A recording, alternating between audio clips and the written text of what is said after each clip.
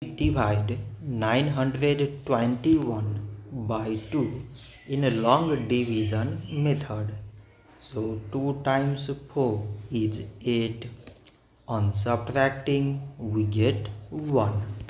So now we put down these 2 and it is 12.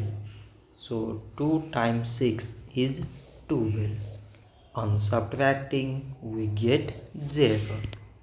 So now again we put down this 1 and 2 times 0 means 0.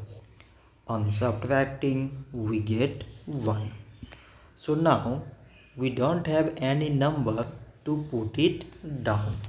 So we take here decimal so that we put 0. So it is 10 and 2 times 5 is 10. On subtracting we get 0. So 921 divided by 2 is 460 decimal 5.